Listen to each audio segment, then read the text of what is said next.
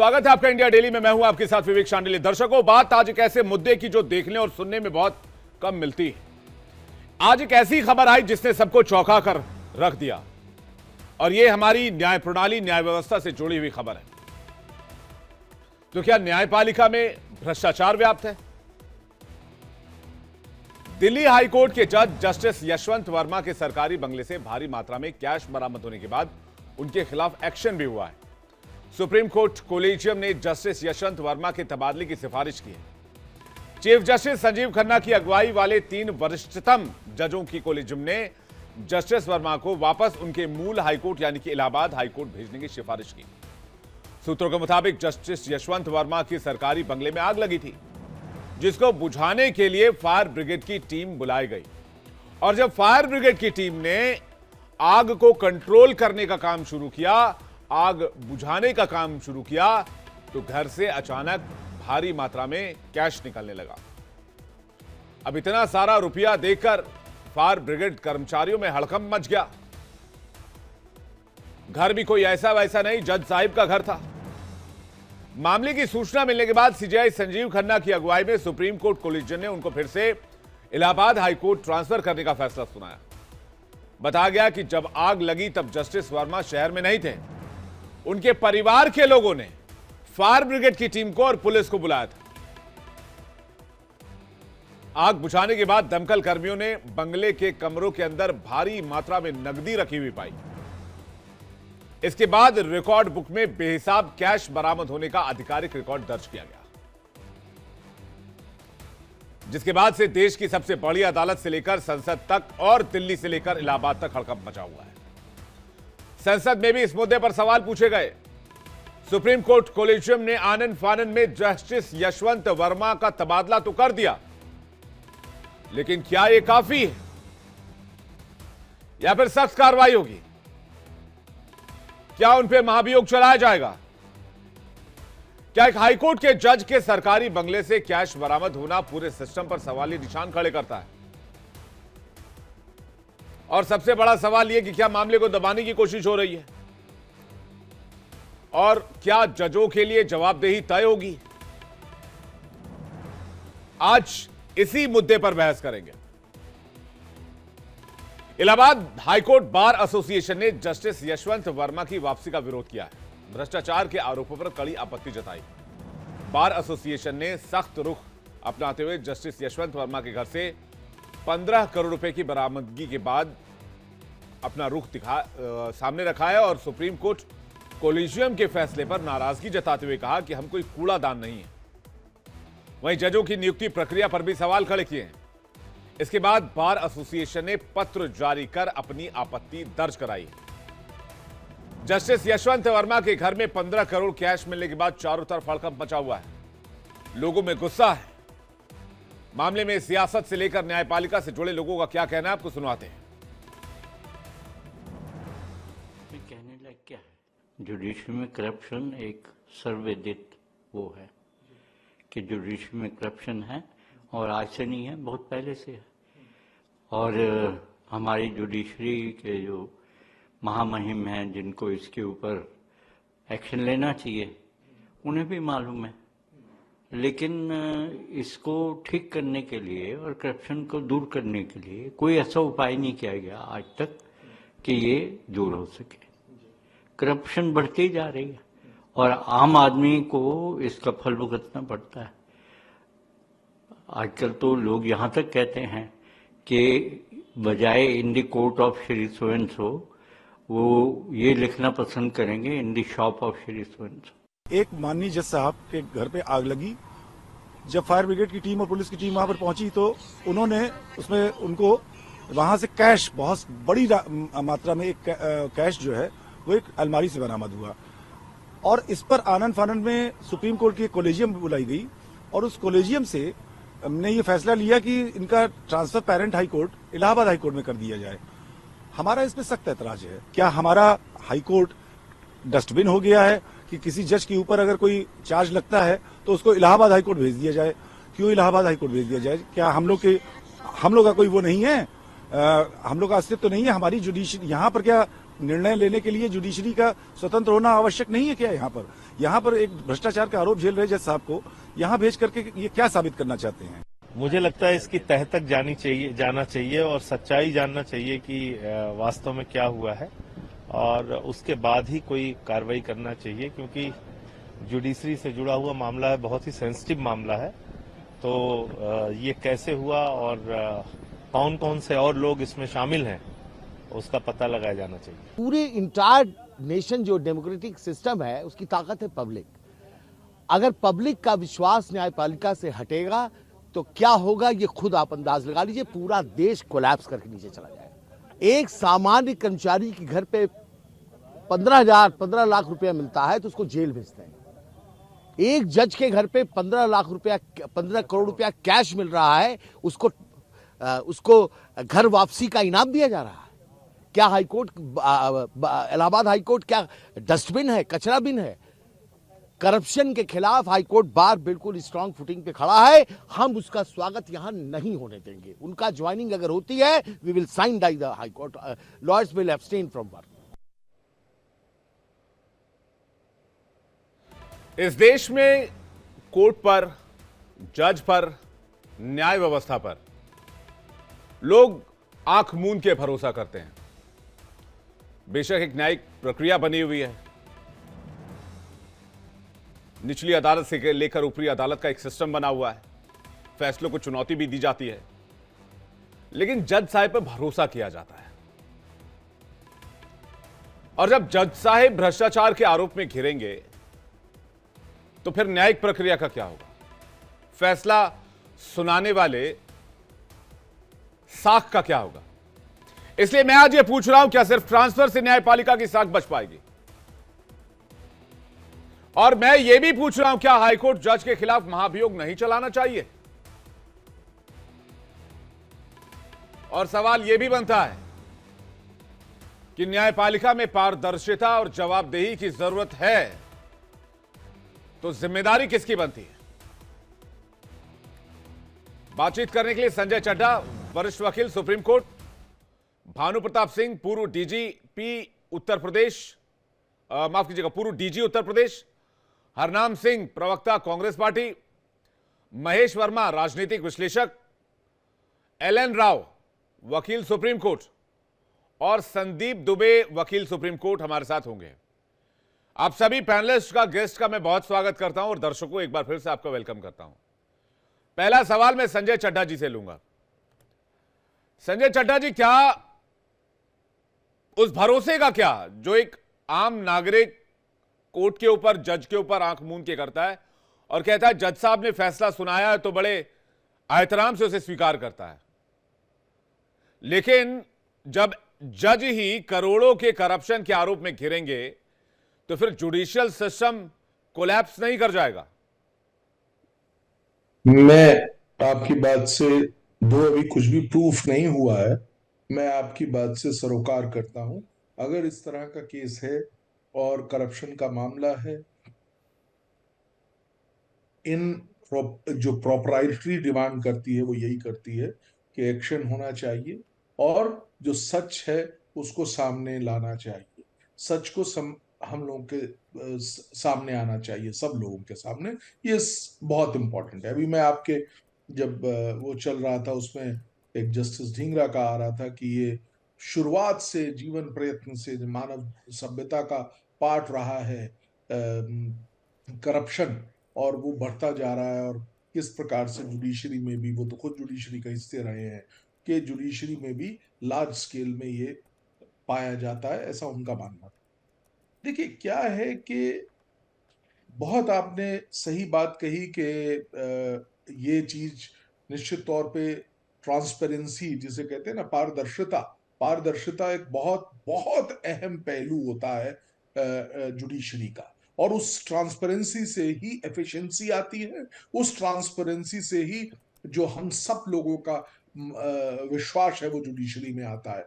बाकी यहां तक कि हम सब लोग इस चीज को बार बार कहते हैं कि अगर जो डेमोक्रेसी के जो स्तंभ हैं हमारे देश के, बाकी तो छीण बीण हो रहे हैं, सिर्फ जुडिशरी है जिसकी वजह से ये जो देश है वो चल रहा है, और कहीं पे भी गलत काम नहीं हो सकते। और उस बीच में इस तरह के जो चीजें आती हैं, ये हर व्यक्ति को नकारात्मक सोच के लिए मजबूर कर देता है। इलाहाबाद हाई कोर्ट के अभी वकील साहिबान कह रहे थे कि क्या हम लोग ट्रैश बीन है, हम क्या डस्टबिन है कि हमारे यहाँ पे फेंक रहे हैं। देखिए, प्रोसेस भी बहुत डिफिकल्ट है। मैं आपके माध्यम से एक लाइन में सिर्फ बताऊंगा, ज्यादा समय नहीं लूंगा, मुझे मालूम है और भी लोग हैं।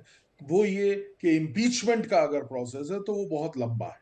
अब और लंबा क्या, आज 75 साल की डेमोक्रेसी में आज तक एक केस भी नहीं हुआ इम्पीचमेंट का। ये पृष्ठभूमि है। क्या होता है, या तो कहीं पे अभी इम्पीचमेंट होने वाला होता है, वोटिंग के पास होते हैं तो जज साहिबान रिजाइन कर देते हैं। 3-4 बार ऐसा हुआ है। लेकिन अब कहने की बात यह है कि क्या होना चाहिए, इस पे आज सोचने की आवश्यकता है। और सबसे बड़ी महत्वपूर्ण चीज है अपॉइंटमेंट ऑफ जजेस। जहां पे कितना मजबूत सिस्टम अपॉइंटमेंट का होना चाहिए, जिससे कि इस तरह की चीजें सामने ही ना आए। सर्व कुछ किसी भी तरीके से समक्ष हम लोगों के इस तरह की आए, अगर मजबूत सिस्टम होगा। क्योंकि आज के सिस्टम की कमियां हम हर रोज आपके साथ भी हम लोग डिस्कस करते हैं, वो कमियां विद्यमान हैं, तो उनको हटाना होगा। कोलिजियम सिस्टम में कैसे और बेहतरीन सिस्टम लाया जाए, जिससे कि एक डिजर्विंग पर्सन समक्ष आए, एक ईमानदार व्यक्ति सामने आए, जो न्याय की जो देवी है उसको और शक्ति प्रदान कर सके। एक सवाल मैं आपसे पूछता हूं, हमारा कानून हर एक भारतीय को समान नजर से देखता है। अगर संजय चड्ढा जी के घर पे, विवेक शांडिल्य के घर पे, या महेश वर्मा जी के घर पे, एल एन राव जी के घर पे, या कोई आम नागरिक किसी के घर पे 15 करोड़ कैश मिलता, तो अब अभी तक क्या हो गया होता? बिल्कुल सही। ईडी आ गई होती, मामले की जांच शुरू हो गई होती, संभवतः गिरफ्तारी हो गई होती। तो ये जो फर्क है या फिर फर्क बना है, इसका इंपैक्ट कितना बड़ा है? देखिए, इम्पैक्ट तो है। और ये तो जैसे कहते हैं ना, आज एक कहीं पे काइंड ऑफ लिटिल जोक ही है, लेकिन बोलना जरूर चाहूंगा कि आग से हमने जो सबूतों को नष्ट होते देखा है, आज से पहली बारी सबूत पैदा होते दिखे हैं। तो ये भी समक्ष बात आई है।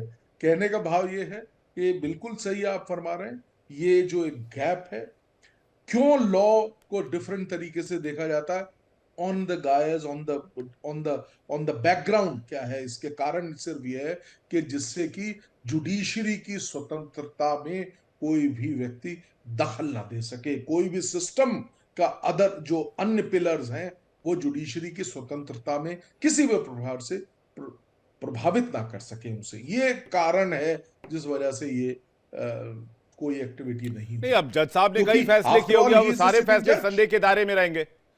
संजय जी, बिल्कुल सही बात जज साहब ने कई फैसले किए होंगे और सारे फैसले संदेह के दायरे में होंगे, और बिल्कुल सही और आपने और फरमाया। और उनको वापस हाईकोर्ट, इलाहाबाद हाईकोर्ट भेजने का फैसला, वो भी सवालों के दायरे में, उस पर भी सवाल पूछे जा रहे हैं। मैं वही महेश वर्मा जी से एक रिएक्शन लूं, उसके बाद मैं एल एन राव साहब आपके पास आ रहा हूं।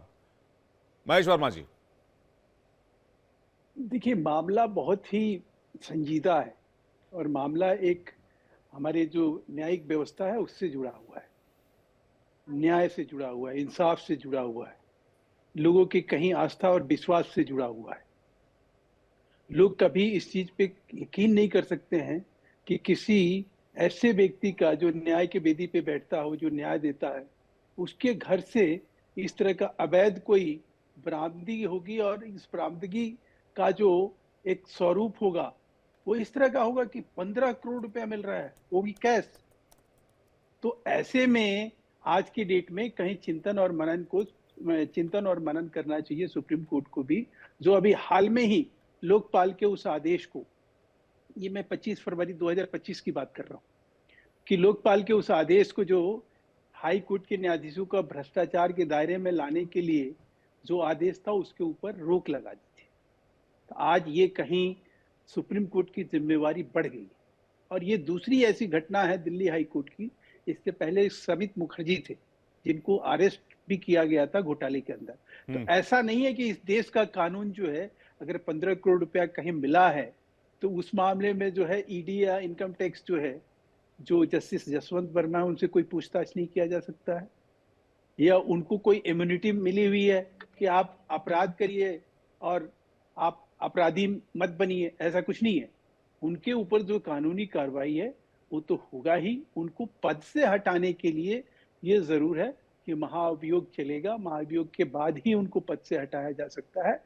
और ऐसे लोग जो इस कहीं इस क्या बोलते हैं कि इंसाफ के मंदिर को कहीं कलंकित करते हों अपने इस आचरण से, उसमें तो सख्त से सख्त सजा का जो है सोचना चाहिए। या वो सरकार हो, या वो सुप्रीम कोर्ट हो, या हम और आप हो। अगर हम और आप, मैं तो इस बात के लिए आप लोगों को साधुवाद भी देता हूँ कि और चैनल पे कहीं राजनीतिक बड़बड़ाहट और गड़बड़ाहट हो रही होगी, गड़गड़ाहट हो रही होगी, लेकिन कम से कम आपके चैनल पे एक ऐसे मुद्दे को जीवंत किया गया जो कहीं ना कहीं हमें इस बात के लिए इंगित करता है कि हमें भी कमोवेश जो है कमर कसना चाहिए, ताकि इन लोगों के ऊपर एक दबाव ठीक ठाक बने, या सरकार हो या सुप्रीम कोर्ट हो।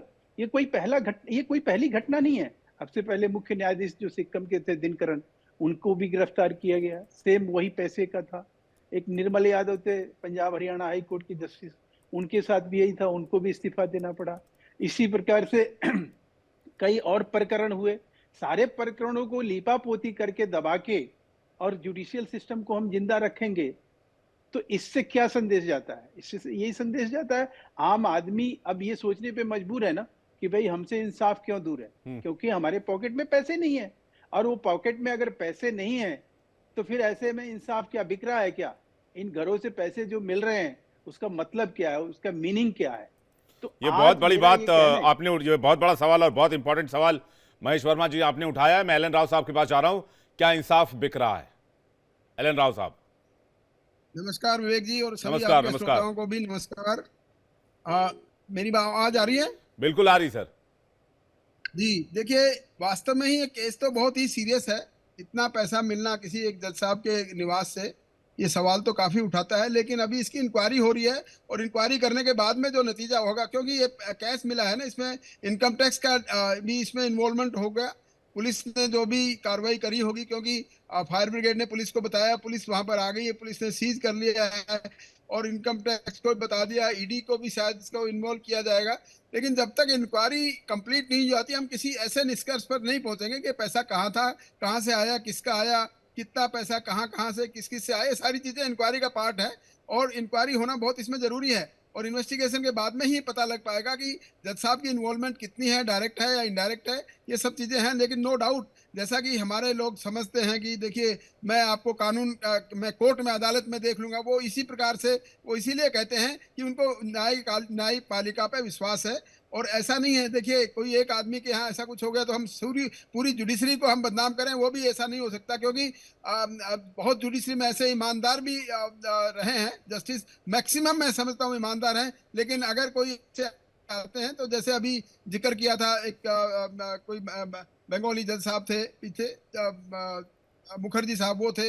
एक पंजाब में कोई महिला जज के घर में भी पैसा मिला था। ऐसे ऐसे होते रहते हैं। लेकिन जैसे जैसे पुलिस डिपार्टमेंट में कोई एक आदमी गंदा होता तो पूरा पुलिस डिपार्टमेंट एक प्रकार से पब्लिक के लिए तो बदनाम हो जाता है। लेकिन हम सबको सोचना चाहिए कि हम सब एक आदमी की वजह से किसी पूरे डिपार्टमेंट, पूरे सिस्टम को बदनाम नहीं कर सकते। लेकिन हाँ, यहाँ भी मैं समझता हूँ जब तक इंक्वायरी की रिजल्ट नहीं आता, इन्वेस्टिगेशन का रिजल्ट नहीं आता, उसका हमें थोड़ा सा वेट करना चाहिए। इतने कोई भी ऐसा कोई जजमेंटल हमारा नहीं होना चाहिए। लेकिन हाँ, डेफिनेटली सीरियस मामला जरूर है, क्योंकि 15 करोड़ को एक्सप्लेन करना जज साहब के लिए बड़ा मुश्किल रहेगा। और वो अब देखते हैं क्या आगे कार्रवाई होती है। यहाँ से तो उनको हटाने की सिफारिश कर दी गई है कॉलेजियम ने।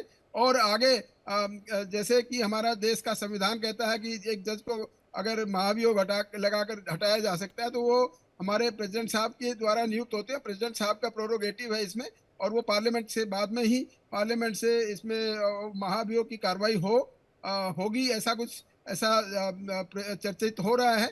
लेकिन मैं ये वास्तव में ही मामला सीरियस है, और ऐसे केसेस से बचना चाहिए जज साहिबान को, क्योंकि लोगों में विश्वास अभी भी जुडिशरी का है। जो हमारा जुडिशरी का स्तंभ है, ये अभी भी बहुत मजबूत है, और इसी की वजह से हमारा पूरा देश, पूरा सिस्टम टिका हुआ है। तो इसको बदनाम होने से बचाया जाना चाहिए। राव साहब, देश के सारे जजों की बात नहीं है ना, हम सभी जजों पर सवाल उठा रहे हैं। हम उस विश्वसनीयता की बात कर रहे हैं जो एक आदमी अपने दिल में लेकर चलता है। जैसे कि आपने कहा कि चलो तुम्हें कोर्ट में देख लेंगे, ये लाइन कही जाती है, कोर्ट में देख लेंगे का मतलब कि वहां से न्याय मिलेगा, अगर मैं सही हूं तो मुझे इंसाफ मिलेगा। ये जो भरोसा है, ये भरोसा बहुत कीमती है और इसकी कीमत नहीं लगाई जा सकती है। लेकिन एक आप सोचिए कि एक आम इंसान के घर अगर ऐसा होता तो क्या यही प्रक्रिया अपनाई जाती? ये दो चीजें हैं जो हर किसी इंसान के मन में खटक रही हैं।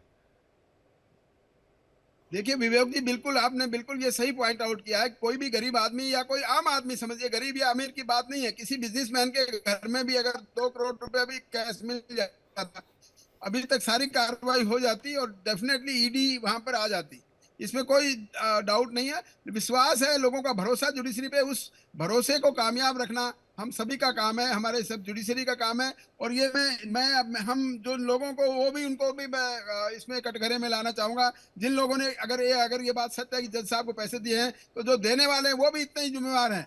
हमारे कानून में यह भी रिश्वत देता है वो भी जिम्मेवार है। क्यों दिए? ऐसा करने से क्यों ऐसा किसी को लालच करते हैं, किसी भी जज साहब को करते हैं?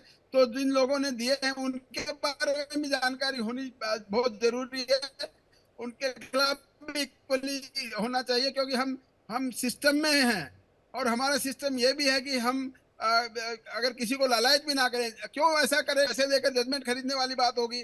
तो इक्वली जितने जो भी पार्टीज हैं जिन्होंने पैसे दिए होंगे, इनमें मैं नहीं समझता हूँ केसेस में है या कैसे, वो तो मैं फिर कह रहा हूँ जांच का विषय है। अगर ये ऐसी बात है तो जिन लोगों ने दिए उनके बारे में पता होना बहुत जरूरी है, और ये इससे ज्यादा इम्पोर्टेंट है, ताकि आगे कोई ऐसा कोई काम करने से पहले 10 बार सोचे कि जो भी क्लाइंट है वो अगर किसी जज साहब को पैसे दे, उनको भी लगे कि हाँ हम भी इस कानून के दायरे में आ सकते हैं। तो ये भी बड़ा एक इम्पोर्टेंट एस्पेक्ट है जो आपके चैनल से जो भी हमारे नहीं, और विपक्ष लगातार न्यायपालिका की प्रक्रिया पर सवाल उठाता रहा है, फैसलों पर सवाल उठाता रहा है, और इस बीच ये मामला सामने आने के बाद विपक्ष और हावी होगा और सवाल उठाएगा कि भाई ये इस तरह का कैश सामने आना और भारी मात्रा में नगद मिलना किस ओर इशारा करता है।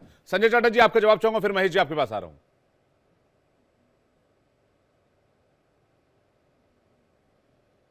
संजय जी, आपकी आवाज नहीं आ रही है। I am sorry, it was mute. Vivek ji, बिल्कुल सही आपने कहा कि विपक्ष जो है वो तो मौके की तलाश करेगा, लेकिन ये सत्ता पक्ष और विपक्ष का सवाल नहीं है। ये एक बहुत बड़ी जो हमारा जुडिशियल सिस्टम है, जस्टिस डिलीवरी सिस्टम है, उस पे एक प्रश्न चिन्ह लग रहा है, उस पे क्वेश्चन मार्क लग रहा है। तो आज सवाल ये है कि क्या आज आवश्यकता नहीं है ये देखने की कि जजेस के अपॉइंटमेंट को एक बार पुनः से रिव्यू करने की, उस पे मनन और चिंतन करके एक अच्छे सुदृढ़ जजेस अपॉइंटमेंट सिस्टम को डेवलप करने की आवश्यकता आज दिखाई देती है हम सबको। आज हमको ये दिखाई देता है कि किस प्रकार से अगर इस तरह के केसेस हैं तो उसमें क्या प्रोसीजर होना चाहिए, उस पूरे जो न केवल ऐसा है कि जस्टिस होनी चाहिए, जस्टिस दिखनी भी चाहिए कि हो रही है इस तरीके से। इस पूरे केस की पूरी जो जांच निष्पक्ष तरीके से हो, जैसा अभी एल एन राव साहब कह रहे थे, कहां से ये इतना बड़ा राशि आई है। जज साहब यहां मौजूद नहीं थे, जज साहब का परिवार यहां मौजूद नहीं था, और उनकी पीछे ये सब हुआ है। क्या एक प्रश्न उठता है, अभी किसी ने कहा कि क्या जज साहब के लिए ये प्लांटेड तो नहीं है? ये तमाम चीजों के लिए एक बहुत सख्त इंक्वायरी की आवश्यकता है। कहां से कैसे आया, ये सारी चीज देखना। फिर तो ये एक बहुत अहम बात है जो आज जब तक सामने नहीं आएगी तो हम किसी भी तरीके से किसी नहीं देखिए, अभी भी ये मैं बार बार कह रहा हूं, ये एलिगेशन है, ये आरोप है, लेकिन 15 करोड़ मिलना सामान्य नहीं है। आप कह रहे हैं कि किसी ने आप कह रहे किसी ने कॉन्स्पिरेसी तो नहीं किया होगा। कॉन्स्पिरेसी कोई 50 लाख 1 करोड़ में कर देगा, कोई 10 लाख में कर देगा। कॉन्स्पिरेसी करने के लिए 15 करोड़ जैसे बड़ी रकम क्यों चाहिए संजय जी? बिल्कुल सही आपने, बिल्कुल। और जो खबर आ रही है सूत्रों के हवाले से, वो ये बता रहे हैं कि भाई परिवार के कहने पर फायर ब्रिगेड को बुलाया गया। जी, तो हो सकता है कि परिवार को भी जानकारी ना रही हो। हाँ, हो सकता है, क्यों नहीं हो सकता है, बिल्कुल हो सकता है कि परिवार को जानकारी ना हो। और उस पर इलाहाबाद बार एसोसिएशन ये कह रहा है कि भाई आप एक ऐसे जज का ट्रांसफर इलाहाबाद में कर रहे हैं जिनके ऊपर करप्शन के चार्ज लग रहे हैं। क्या हम डस्टबिन है? बिल्कुल आपने सही कहा। ये सारी बातें का अवलोकन हमको करने की जरूरत है, हमको देखने की जरूरत है, एक निष्पक्ष जांच की आवश्यकता है, जिससे कि सुदृढ़ तौर पे ये समझ आ सके कि क्या दूध का दूध और पानी का पानी हो जाए, पता चल जाए कि कहां पे हम खड़े हैं और क्या स्थिति है। तो ये सारी बातें बहुत अहम है, इसलिए ये जो मैंने अभी कहा कि judicial appointment, judicial accountability, transparency, ये सारे एस्पेक्ट्स पे आज हमको सोचने की आवश्यकता है। आज का ये जो समक्ष आया है मुद्दा, ये अपने आप में हमें बार बार यही कह रहा है कि क्यों नहीं आप एक ऐसा मजबूत ढांचा प्रदान करते कि जिससे कि इस तरह की चीजें ना हो।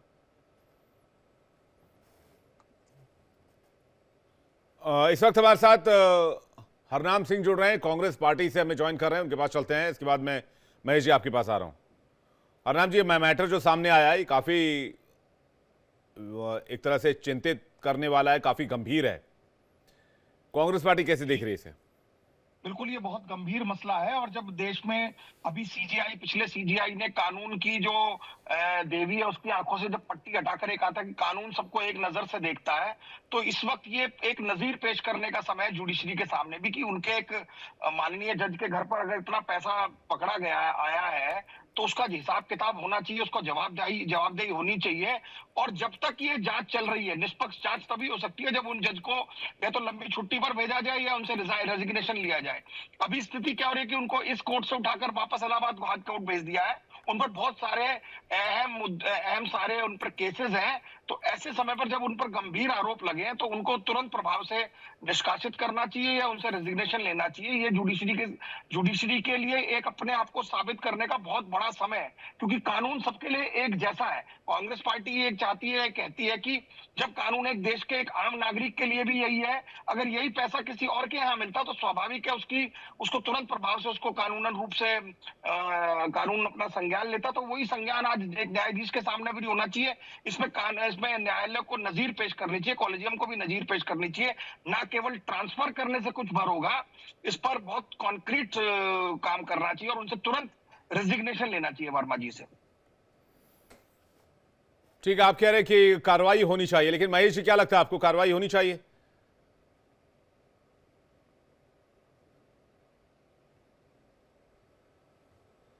महेश जी, आपकी आवाज नहीं आ रही है।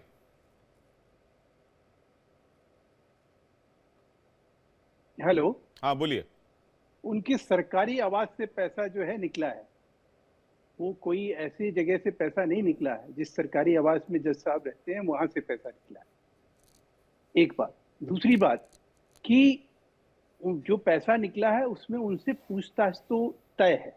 जो देश का कानून जो है एक साधारण आदमी पे लागू होता है, 10 लाख से ऊपर अगर अमाउंट है तो स्वाभाविक है कि उसमें ईडी भी पूछताछ करेगी। 15 करोड़ का कैश है तो कैश का जस्टिफिकेशन उनको देना पड़ेगा। अगर उनका नहीं है तो फिर उनके सरकारी बंगले में कौन आदमी रखे? सरकारी बंगला तो इतना मतलब सुरक्षा की दृष्टि से इतना मैं समझता हूं कि कमजोर स्थिति नहीं है उसकी, तो कोई 15 करोड़ पे ऐसे रख के चला जाएगा। तीसरी जो सबसे इम्पोर्टेंट बात है कि जो हमारे कांग्रेस के प्रवक्ता हैं या नेता हैं, जो उन्होंने बात कही, मैं भी उससे सहमत हूँ कि अगर आप सच में न्यायाधीश हैं, न्यायमूर्ति हैं, आपको लगता है कि इस फर्टिनिटी और आप इसमें निर्दोष हैं, तो आपको सबसे पहले तो पद से इस्तीफा दे देना चाहिए। आपके ऊपर महाअभियोग चले, आपके ऊपर कोई और कानूनी कार्रवाई हो, लेकिन एक इम्यूनिटी है कि भाई उनको गिरफ्तार नहीं किया जा सकता। एक जो उनके साथ थोड़ा सा जो उनको इम्यूनिटी मिली हुई है, उस वजह से अगर वो इस पद से इस्तीफा नहीं देंगे तो उससे जाहिर होगा कि कहीं ना कहीं उनकी संलिप्तता तो जरूर है। तो कुछ चीजों को उनको खुद से इनिशिएटिव लेना पड़ेगा और कुछ चीजों के लिए सुप्रीम कोर्ट को उनकी कहीं ना कहीं उनको इस बात के लिए राजी करना पड़ेगा कि देखिए साहब, ये घटना जो है ये इस प्रकार से है जो किसी भी तरह से क्षम्य नहीं। घटना घटी है, उनके घर पे घटी है, कहीं किसी और के घर पे थोड़ी उनके नाम का पैसा निकला है, उनके घर पे निकला है, उसके लिए वो जवाबदेह हैं। तो वही बताएंगे कि भाई ये पैसे किसके हैं और किस लिए हैं। ऐसा तो है नहीं कि कोई आदमी जो है कोई साजिशन किस लिए एक लेकिन संजय जी कह रहे हैं कि हो सकता है इसके पीछे कोई कॉन्स्पिरेसी हो। आप कह रहे हैं कि भाई साहब क्या जज साहब के घर पे सिक्योरिटी इतनी टाइट होती है, घुसे कैसे कोई वहां पे? हाँ, मैं कह रहा हूँ कि 15 करोड़ रुपया जो है, कोई मतलब ऐसा तो नहीं है कि कोई 15 लाख रुपया लेके जा रहा है।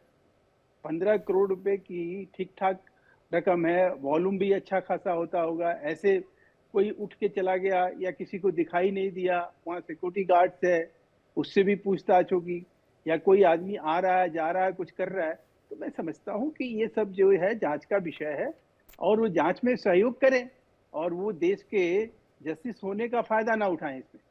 मेरा सिर्फ ये कहना है, अगर उनको करना ही है हाँ। तो वो अपने तरीके से, जो उनको लीगल रेमेडीज है उसको अपने तरीके से सोचे समझे, उसको अपनाएं। लेकिन हम ये ना कहें कि देश का कोई अगर न्यायमूर्ति है या जस्टिस है तो उसके लिए इस देश का कानून बौना है। इस देश में कुछ ऐसी चीजें जो है, सारे लोग ऐसे नहीं हो सकते हैं, इसमें कोई दो राय नहीं है, लेकिन सारे लोगों को एक साथ एक स्वर में बोलना पड़ेगा। इसके लिए मैंने ये भी आपको शुरू में कहा, या वो सरकार हो या सुप्रीम कोर्ट हो या वो जनता हो, हम सबकी ये दायित्व बनता है कि ऐसी चीजों को, जो इंसाफ के दर पे इस तरह की घटना घटती है, इससे घिनौनी बात कोई इस देश में हो नहीं सकती। लोकतंत्र हमारा अक्षुण्ण तभी रहेगा जब ये लोकतंत्र का मजबूत स्तंभ जो है कहीं दिखे कि हाँ, हमारी न्याय प्रणाली जो है आज भी उसी तरह से स्वस्थ है, बेदाग है, और उसके ऊपर अगर कोई दाग लगाने की कोशिश करता है तो उसका हश्र उससे भी ज्यादा बुरा होगा। तभी ये हमारा दो चीजें आप कह रहे हैं कि एक तो खुद जज साहब को सामने आकर क्लैरिटी थोड़ी देनी चाहिए इस मामले में, और एक कार्रवाई के आधार पर थोड़ी नज़ीर भी पेश की जानी चाहिए कि भाई अगर ऐसे मामले आ रहे हैं तो इसमें क्लैरिटी तुरंत आ रही है, या जो भी आरोप लगे हैं उस आरोप का पटाक्षेप होना बहुत जरूरी है। संजय जी,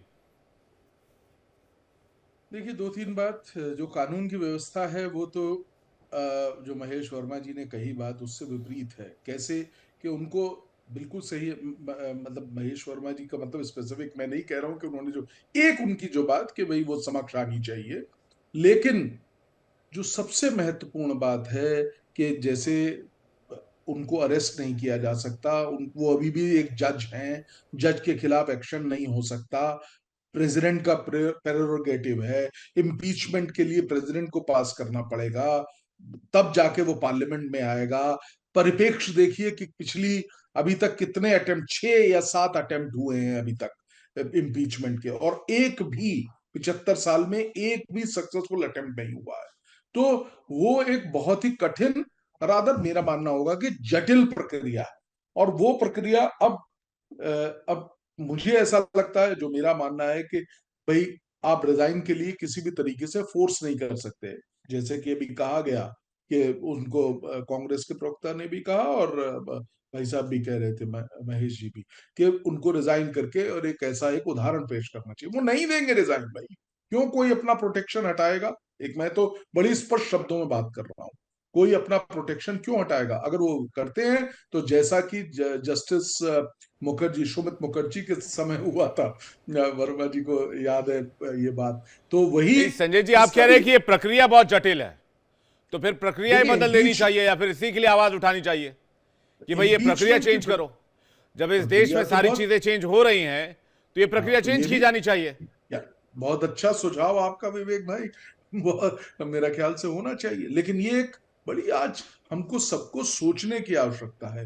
जो ये प्रक्रिया है, ये हमने कहां से ली थी? पहले मैं आपको हिस्टोरिकल पर्सपेक्टिव बता दूं। हमने ये कॉमन लॉ से ये सिस्टम लिया हुआ है, और उसके आधार पे हम उसको लेके चलते हैं, और ये कॉन्स्टिट्यूशन में निहित है। कॉन्स्टिट्यूशन की 20 चीजें, 100 से ज्यादा, सब जानते हैं हम लोग के अमेंडमेंट हुए हैं, चेंजेस होते रहे हैं। लॉ क्या है? लॉ भी एक चेंज है। क्यों नहीं? बिल्कुल, इस जटिल प्रक्रिया को थोड़ा साधारण और शॉर्ट बनाए जाने में कोई कोई बुराई नहीं है। और नंबर 1, नंबर 2, क्यों इसको इतना जटिल बनाया गया उसका कारण भी मैंने आपको बताया था। उसको जटिल बनाने का कारण ये था कि जिससे कि जुडिशरी जो है उसके काम में किसी भी तरीके से कोई दखलंदाजी ना दे सके, अन्य जो लिम्ब है सरकार के, एग्जीक्यूटिव इत्यादि इत्यादि, वो दखलंदाजी ना देखे, इसलिए स्वतंत्र जो है जुडिशरी को बनाया गया। और ये स्वतंत्र जुडिशरी का एक पार्ट है, एक बहुत अहम पहलू है। लेकिन ऐसे केसेस में क्या होगा, क्या महाभियोग या इम्पीचमेंट जिसे हम कहते हैं वो ही इसका सॉल्यूशन है? कैसे होगा?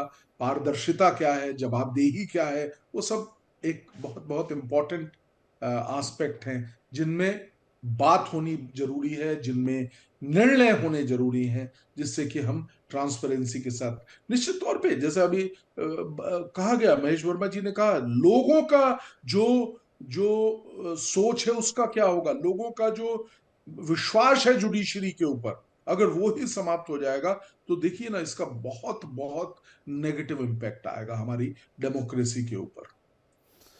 और मैं इस पर महेश वर्मा जी का जवाब लूंगा, लेकिन मैं दो तीन फैक्ट्स दर्शकों के सामने रख दूं। महाभियोग प्रक्रिया की शुरुआत इंग्लैंड में हुई, जहां राजकीय परिषद क्यूरिया रेजिस के न्यासत्व अधिकार द्वारा इस प्रक्रिया का जन्म हुआ।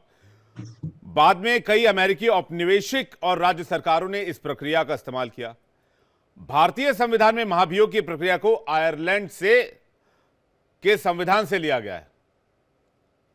अब बताइए कि भाई आप एक जज पे महाभियोग भी चलाएंगे तो इसके लिए बहुत लंबा प्रोसेस है, जो कि संजय जी बार बार कह रहे हैं। अभी तक जो गूगल के हिसाब से पता चला उसके हिसाब से 4 से 5 जजों पर महाभियोग की प्रक्रिया चलाई गई इंपीचमेंट की, लेकिन कोई भी प्रोसेस सक्सेसफुल नहीं रहा। यह भी एक बात है। मैं इसमें महेश वर्मा जी का जवाब चाहूंगा, उसके बाद हरनाम जी आपके पास आ रहा हूं। महेश वर्मा जी, देखिए, मैं ये कहूंगा विवेक जी, आज की डेट में मौका भी है, दस्तूर भी। आज जब ये चीज सामने हमारे आ गई है तो मैं ये चीज जरूर चाहूंगा कि सरकार भी इस तरफ जो है थोड़ी संजीदगी से और थोड़ा संवेदनशील होकर इस पर कानून लाने का विचार करे। अब वो टाइम आ गया, वक्त आ गया। 150 करोड़ का ये देश है। आज देखिए न्यायालयों में कितना, मतलब करोड़ों मुकदमे जो है लंबित पड़े हुए हैं, और न्याय को मिलने में, मतलब एक पीढ़ी से दूसरी पीढ़ी में आदमी घुस जाता है, उसको न्याय नहीं मिलता है। कल ही एक महेश भाई, कल ही एक नाबालिग से रेप के ऊपर सुप्रीम कोर्ट का फैसला 40 साल के बाद आया। क्या नहीं, एक और मजेदार बात देखिए, इलाहाबाद हाई कोर्ट की घटना देखिए। तो वहां एक कहा जाता है कि भाई प्राइवेट पार्ट किसी नाबालिग का पकड़ना कोई बलात्कार थोड़ी है। इस देश में बलात्कार के ऊपर जो है भी नहीं बता रहे हैं। हाँ, और जस्टिस वर्मा ने जो निर्भया कांड में, जो हमारे पूर्व न्यायाधीश थे जेएस वर्मा साहब का जो एक रिपोर्ट था, उस पर जो कानून है इस देश में, उस कानून को भी हम नजरअंदाज करके बात करेंगे क्या? क्या मजाक है? जुडिशियल सिस्टम में आपके होने का मतलब थोड़ी है कि लॉर्डशिप का मतलब ये थोड़ी नहीं होना चाहिए कि आप भगवान के तरीके से बात करिए। अरे आप सबसे पहले इंसान हैं, सबसे पहले भारतीय हैं। भारतीय संविधान के प्रति आपकी आस्था जो है अटूट होनी चाहिए। और जिस प्रकार का ये आज घटना घटी है, इस पे तो हम सब शर्मसार हैं। हम सब ये सोच रहे हैं कि हम किस व्यवस्था में जी रहे हैं। और आखिर में आज जो संजय चड्ढा जी ने जो बात उठाई, उसमें गलत मैं कैसे उसको मानूं कि भाई आज जो लोग जो है इंसाफ के दरवाजे पे जाते हैं, ये सोच के जाते हैं कि यहाँ से मुझे इंसाफ मिलेगा। और वहां की स्थिति अगर ऐसी हो जो जसवंत वर्मा जी के यहाँ हो रही है, जो दिखाई दे रही है, तो हम उसमें भी ये सोच के चुप रहे हैं कि नहीं साहब, वो तो जस्टिस है, उनके खिलाफ हमें नहीं बोलना चाहिए, उनके खिलाफ तो हमें आवाज नहीं उठानी चाहिए। तो फिर तो आपके चैनल पर यह मुद्दा नहीं आना चाहिए था। और ये आपके चैनल पे आप लोगों ने अगर ले आए हैं और इस पे आप डिस्कस कर रहे हैं, तो सबसे पहले तो इसी बात का डिस्कशन होना चाहिए कि भाई जस्टिस वर्मा ने जो किया है, हाँ, इस चीज को ये बर्दाश्त के काबिल नहीं है। और सुप्रीम कोर्ट के एकमात्र ये इतने से काम नहीं चलेगा कि उनका ट्रांसफर आपने उठा के इलाहाबाद कर दिया। नहीं महेश जी, और 2-3 चीजें मीडिया में बड़ी चर्चा हो रही हैं जो अभी सामने आया। सत्येंद्र, इनके जो महत्वपूर्ण फैसले रहे हैं, संजय जी कुछ कहना चाह रहे हैं, मैं एक सेकंड आ रहा हूं। सत्येंद्र जैन मामला अक्टूबर 2022, आप नेता और दिल्ली के मंत्री सत्येंद्र जैन के खिलाफ चल रही कार्रवाई बंद की। दिल्ली शराब नीति मामला, नवंबर 2022, सीबीआई और प्रवर्तन निदेशालय को आदेश दिया कि वो शराब नीति घोटाले में अपनी जांच के संबंध में जारी आधिकारिक प्रेस विज्ञप्तियां और मीडिया बयानों को सार्वजनिक करें। इसके बाद आप नेता दुर्गेश पाठक का चुनाव विवाद 2022, दिल्ली के जुलाई 2023 में फैसला आया था। दिल्ली विधानसभा उपचुनाव में आप नेता दुर्गेश पाठक के निर्वाचन को चुनौती देने वाली याचिका को स्वीकार किया गया। इनकम टैक्स पुनर्मूल्यांकन विवाद, कांग्रेस पार्टी की ओर से इनकम टैक्स पुनर्मूल्यांकन के खिलाफ दायर याचिका खारिज की। ये कुछ इंपॉर्टेंट फैसले हैं, और मैंने पहले ही कहा कि जो भी फैसले जज साहब के द्वारा लिए गए हैं उनको भी अब संदिग्ध नजरों से देखा जाएगा। मैं हरनाम जी स्वाभाविक है। जी महेश जी आप पूरा कर लिए, फिर मैं हरनाम जी के पास जा रहा हूँ जी। देखिए, ये सब चीजें जो आप गिना रहे हैं, अगर उनके देखिए उनके न्याय जो उन्होंने जजमेंट दिया, या जो भी उनके कोर्ट से जो कुछ भी निकल के आया बाहर, आउटकम जो भी आया है, उसके ऊपर सवाल अब मैं खड़ा नहीं कर सकता। लेकिन ये जरूर है, क्योंकि उसको जो है कहीं ना कहीं रोकने नहीं, के मैं लिए, सवाल नहीं टोकने खड़ा के कर रहा लिए। हूं, मैं ये कह रहा हूं इन फैसलों मैं को कुछ और- संदिग्ध नजरों से देखा जा रहा है। सर मैं बिल्कुल, आप आज के डेट में आज तो वो कटघरे में हैं और इस पे सवाल खड़ा किया जाएगा, इसमें तो कोई दो राय नहीं है। लेकिन जो सबसे इंपॉर्टेंट बात है वो ये है कि आज के डेट में लोकपाल अब तो सुप्रीम कोर्ट के पास है।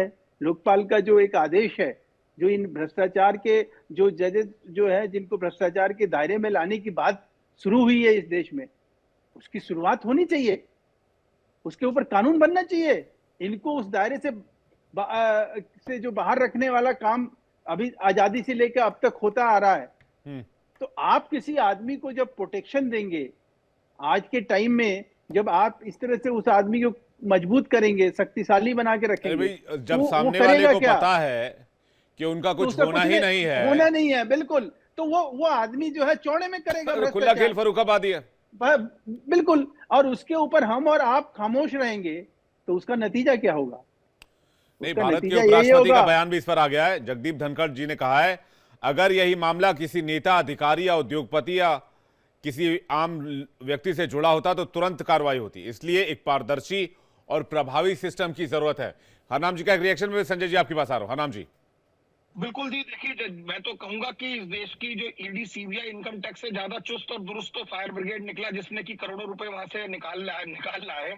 और दूसरी बात ये है कि जब एक कोई जज या कोई भी नेता या अधिकारी या कर्मचारी या मंत्री जब शपथ लेता है देश के संविधान की, तो उस वक्त शपथ में वो कहता है कि मैं भारत की अखंडता स्थापित रखूंगा, भारत में ये रखूंगा।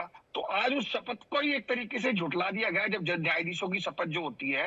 और कहीं ना कहीं ये एक तरीके से जो कॉलेजियम है सुप्रीम कोर्ट का, ये उस पर भी बड़ा प्रश्न चिन्ह है कि उन्होंने केवल अपने एक जो कुलीग है उनको बहुत एक टेम्पररी थोड़ी सी उन्होंने एक साइडलाइन कर दिया कि चलो आप पर ये आरोप लगा, चलो आप अब यहाँ से नहीं, यहाँ से ट्रांसफर होकर इलाहाबाद। इसकी क्या गारंटी है कि कल वो इलाहाबाद हाई कोर्ट में जो फैसले देंगे वो पैसे लेकर नहीं देंगे, या पैसे लिए होंगे या नहीं लिए होंगे? तो कैसे उन पर विश्वास जगाया जाएगा? और कल को जस्टिस है, उन पर अगर भ्रष्टाचार के और दूसरे मामले वो कैसे सुनेंगे, किस मुंह से सुनेंगे, जब वो खुद आज एक भ्रष्टाचार के मामले में लिप्त पाए जा रहे हैं?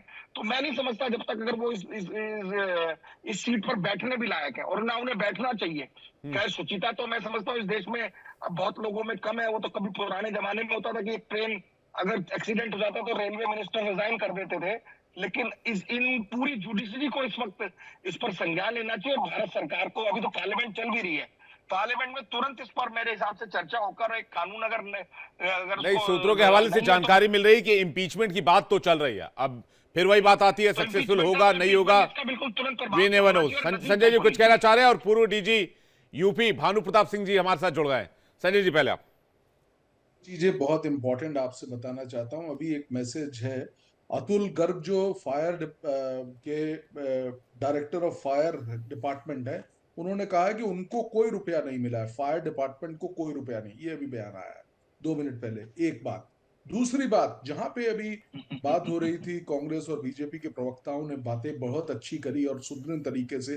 देखिए, मैं आपको बताऊं कि बात हुई कि 6 करोड़ से ज्यादा केसेस लंबित हैं और न जाने कितनी खामियां हैं इस सिस्टम में। लेकिन उस सब खामियों के बावजूद भी हमारे एक साधारण व्यक्ति का, देश के एक नागरिक का, जो सबसे बड़ा आज किसी के ऊपर वो विश्वास करता है तो वो जुडिशरी के ऊपर करता है। इसको सबको मानना पड़ेगा। लेकिन एक बहुत अहम बात मैं आपके माध्यम से कहना चाहता हूं, कड़वी अवश्य है, ये हमारे जुडिशियल सिस्टम को स्ट्रांग बनाने के लिए पॉलिटिकल विल का बहुत बड़ा लैक है।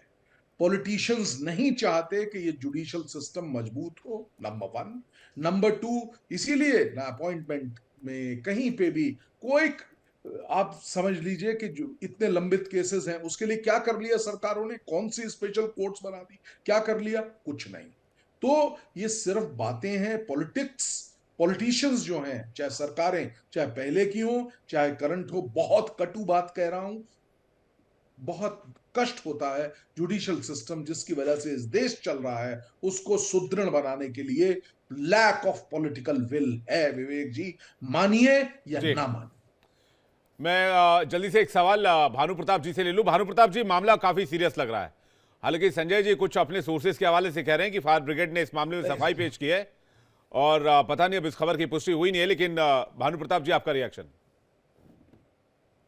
पे मेरे दो टेक हैं, एक सामान्य और एक स्पेसिफिक इस बिंदु को लेकर के। सामान्य बिंदु मैं इस पे बात कर दूं। एक तो ये स्पष्ट कर दूं, जैसे ऑनरेबल वकील साहब चड्ढा जी कह रहे थे कि देश केवल जुडिशियल सिस्टम से ही चल रहा है, वो एक उनकी भ्रांति है। देश जो है कई सिस्टम से चल रहा है। पूर्व डीजीपी बीच में मत जी, बोले। मैंने ये नहीं कहा, सिर्फ नहीं कहा मैंने अच्छा, कहा चलिए ठीक एक है, बहुत स्टैंड अहम करेक्टेड। पहलू है। लेकिन आपका ऐसा है कि कंट्रीब्यूशन अलग है, पुलिस का कंट्रीब्यूशन बहुत अहम है, वो भी है, सबके अपने महत्व है, लेकिन जुडिशरी एक बहुत इंपॉर्टेंट है। और मुझे ऐसा लगता है कि तीन one of basic the important सर्वोपरि पार्ट हैं, तीनों में कार्यपालिका, से एक है। न्यायपालिका और विधायिका। जी हाँ, ठीक है, तीनों का ही पैरेलल है इसमें तीनों। कंट्रीब्यूशन जी रहता है, बिल्कुल, तीनों हाँ। का ही कंट्रीब्यूशन रहता है। तीनों में भी ये एक ऑर्गेनिक इंस्टीट्यूशंस होते हैं, सेल्फ इवॉल्विंग होते हैं। ये बात सही है कि अकाउंटेबिलिटी या उत्तरदायित्व का जहां तक प्रश्न आता है, कार्यपालिका और विधायिका में तो उत्तरदायित्व का है, लेकिन न्यायपालिका में अभी तक उत्तरदायित्व का उतना बड़ा कोई सिस्टम आया नहीं है। लेकिन फिर भी सामान्य रूप से मैं ये इस बात से सहमत हूं कि देश की आम जनता का अगर अभी तक किस विश्वास है कुछ इंस्टीट्यूशंस में, डिफेंस है जैसे, वैसी न्यायपालिका भी है जिसपे विशेष रूप से उच्च स्तर की न्यायपालिका, मैं जिला स्तर की न्यायपालिका पे बात नहीं करूंगा, लेकिन उच्च न्यायालय या सर्वोच्च न्यायालय पे अभी भी देश की जनता का विश्वास है। दूसरा, इंग्लिश में दो सेइंग्स हैं। एक तो ये है जो जुडिशियल सिस्टम को लेकर के है, एक तो ये है कि सीजर्स जजेस should be like seizures wife above suspicion. मतलब जजेस का कंडक्ट, उनका आचार विचार इस प्रकार से होना चाहिए सीजर की वाइफ की तरह कि उन पे संदेह बिल्कुल ना हो, इसीलिए उनका एक कोड ऑफ एथिक्स भी होता है। और दूसरा ये भी कहा जाता है justice should not only be done but should seem to be have been done. न्याय ना केवल होना चाहिए बल्कि दिखना भी चाहिए कि न्याय हो रहा है, और उसके लिए निष्पक्ष रहना बहुत आवश्यक है। ये इन सब चीजों को देखते हुए जो ये घटना हुई है वो अपने आप में चौंकाने वाली है, चिंतनीय है, और वास्तव में प्रश्न चिन्ह उठाती कई चीजों को लेकर के। उसमें एक तत्काल स्थानांतरण तो कर दिया गया है, लेकिन ये कहना अभी बहुत जल्दी होगा कि कोई कार्रवाई नहीं की जा रही है। सर्वोच्च न्यायालय पर हमको विश्वास रखना चाहिए। अभी कुछ वर्ष पहले इलाहाबाद उच्च न्यायालय में भी एक माननीय जज साहब है, उनका नाम नहीं लूंगा, मेडिकल कॉलेज को लेकर के उनके ऊपर करप्शन के चार्जेस लगे थे। उनसे कहा गया था आप रिजाइन करिए, नहीं रिजाइन किया, उनको कोर्ट वर्क ही नहीं दिया गया। तो इनके अगर ये जांच की जाएगी, दूसरा पक्ष भी ले लिया जाए, वहां ये भी देख लीजिए कि कुछ प्रश्न ऐसे भी होते हैं जिनका उत्तर मिलना चाहिए कि ये आग लगी है तब जस्टिस थे नहीं वहां पे, और जब जस्टिस नहीं थे तब ये आग लगी है। कैश आया कैसे, तो ये जांच में जस्टिस वर्मा का भी एक पक्ष ले लेना आवश्यक है। जो सर्वोच्च न्यायालय की जांच प्रारंभ हो गई उसमें लिया जाएगा। आपको ध्यान होगा राज्यसभा में अभी कुछ एक माननीय सदस्य की टेबल पे रुपए का बंडल मिल गया था, जबकि वो सदस्य थे नहीं वहां पे। इसके मतलब किसी ने रखा या उनको दिया गया, क्या बात हो गई। लेकिन इन सब चीजों को देखने के पश्चात भी ये इसमें सर कोई दो राय नहीं है भानु कि प्रताप ये जी, प्रकृति इसमें में दो अपनी चीजें हैं अभी। खैर बहुत आरोपों चिंतनीय की पुष्टि बाकी है, अभी फैसला भी बाकी है, लेकिन जेब में नोट होना और कमरा भर के नोट होना है तो फर्क होता है इसमें। अब जो बात आप राज्यसभा को लेकर कह रहे हैं कि भाई टेबल पर नोट मिला, तो टेबल पर नोट का बंडल होना और कमरा भर के नोट होना, इसमें भी फर्क है। टेबल पर नोट आदमी दो जेब में ले आकर टेबल पर नोट रख सकता है, 15 करोड़ जेब में ले जाकर नहीं रखे जा सकते हैं। विवेक जी, एक छोटी सी बात मैं मेरा कहने का मतलब है कि नेचुरल जस्टिस का एक ही होता है कि दूसरे पक्ष की बात भी सुन लेनी चाहिए। ठीक है, तात्कालिक कदम ले लिया गया, उनको स्थानांतरित कर दिया महेश गया। जी कुछ कहना चाह रहे हैं, अगर दोषी पाए जाएंगे तो निश्चित उनके विरुद्ध कार्रवाई होगी। जी महेश जी जल्दी से कुछ कहना चाह रहे हैं, उसके संदीप जी आपके पास आ रहा हूं। महेश जी जल्दी से, मैं संजय जी आपकी इस बात को थोड़ा सा कहीं करेक्ट करना चाहूंगा कि जो अभी आपने अतुल गर्ग की बात कही, उससे पहले सुप्रीम कोर्ट इसको लेकर कार्रवाई कर चुका है। तो इसके ऊपर कोई इफ और बट की तो अब सवाल पैदा ही नहीं होता है।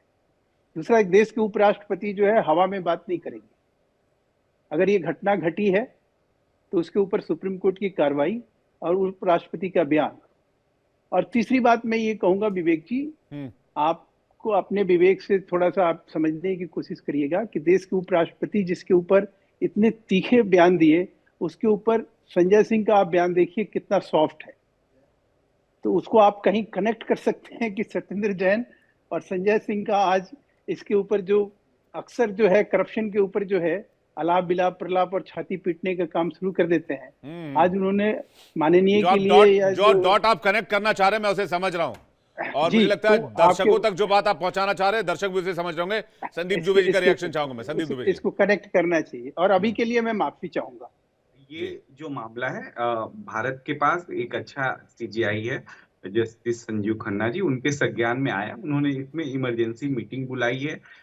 संबंधित जो जजेस को लेके हमारे देश में जो प्रक्रियाएं हैं, वो प्रक्रिया का पालन हो रहा है। इन हाउस मीटिंग हुई है, विचार किया गया है क्या महाभियोग की प्रक्रिया भी शुरू हो सकती नहीं सकती। लेकिन इसमें दो बातें, क्या सोशल मीडिया पे अफवाह से भी क्या किसी जज के खिलाफ महाभियोग चलाया जा सकता है? सोशल मीडिया पे 700 800 क्या पता नहीं कितने करोड़ों की चीजें चल रही हैं। ऐसे क्या हो रहा है? तो एक बार इंक्वायरी जो हो रही है, इन्वेस्टिगेशन प्रॉपर जो आ जाए, उनके तरफ से, प्रशासन की तरफ से अपनी पक्ष आ जाए, पूरी चीजें हो जाए, इंक्वायरी सेटअप हो गई है, तो उसके बाद जो भी आएगा उसके बाद इस पे कार्रवाई सुनिश्चित तौर पे होगी। क्योंकि पूरा जो सभ्य समाज है वो आशा नहीं करता कि आप एक उच्च पद पे बैठे हुए कोई भी व्यक्ति हो और वो इस तरह के करप्शन में संलिप्त हो। लेकिन वो करप्शन, कहाँ पैसा है, किसका पैसा है, कौन सा घर है, आपके घर में भी कोई ले जाके रख सकता है। तो मैं उनके फेवर में वर्मा जी के नहीं हूँ और ना मैं उनके अगेंस्ट हूँ। इन सबकी जांच होनी चाहिए। ये प्रक्रिया है,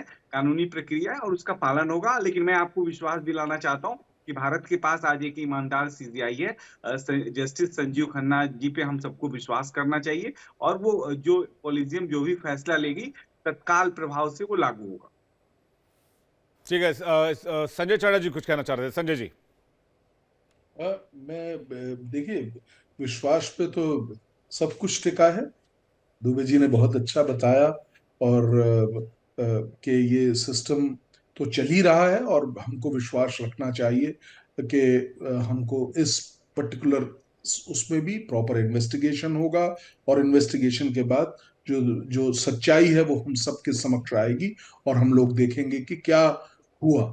लेकिन जो सवाल वहीं का वहीं खड़ा है वो ये है कि क्या जुडिशियल अपॉइंटमेंट की बातें, तो इसके अलावा क्या जस्टिस डिलीवरी सिस्टम में क्यों ये केसेस इतने पाइल अप हो रहे हैं, क्या पॉलिटिकल विल लैक कर रही है, वो तमाम चीजें तो वहीं की वहीं खड़ी हैं विवेक भाई, और उस पे किसी का भी ध्यान नहीं है। इस तरह की चीजें समक्ष आ जाती हैं, कुछ दिन तक रहती हैं और उसके बाद बात उड़ जाती है, नेक्स्ट चीज सामने आ जाती है।